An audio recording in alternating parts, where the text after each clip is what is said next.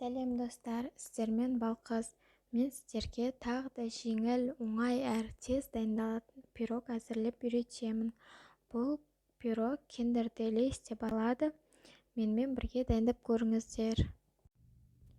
Алдымен салмасын дайындап аламыз. 300 грамм творогқа 4 ас қасық қант, 1 шай қасық ванильный сахар, 1 дана жұмыртқа қосып миксерлейміз.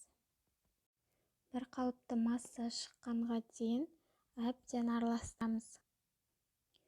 Бізде бір қалыпты масса дайын болды. Оған 2 ас қасық крахмал қосып араластырамыз. Енді пирогтың негізгі бөлігін дайындаймыз.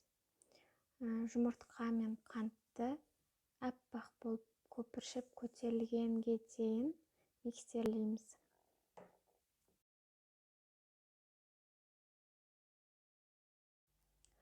Құрғақ заттарды елекке салып араластырып аламыз.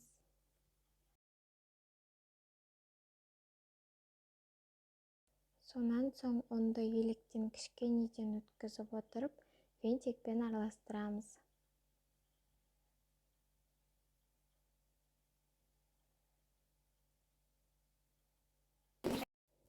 Арасында түйіршіктер қалып қалмасы үшін жақсылап араластырамыз.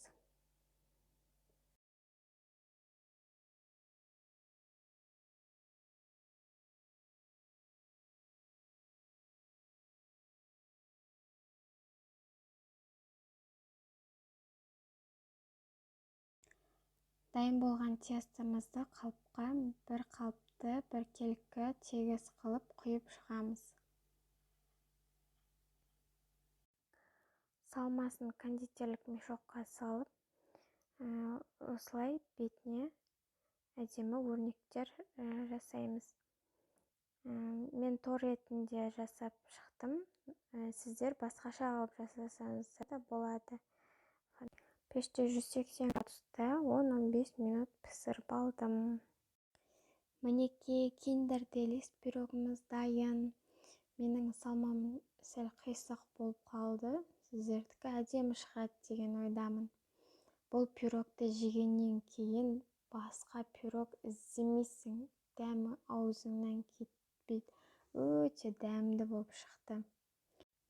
Егер видео ұнаса, лайк басып, комментарий қалдырып кетіңіздер және тіркелуді ұмытпаңыздар.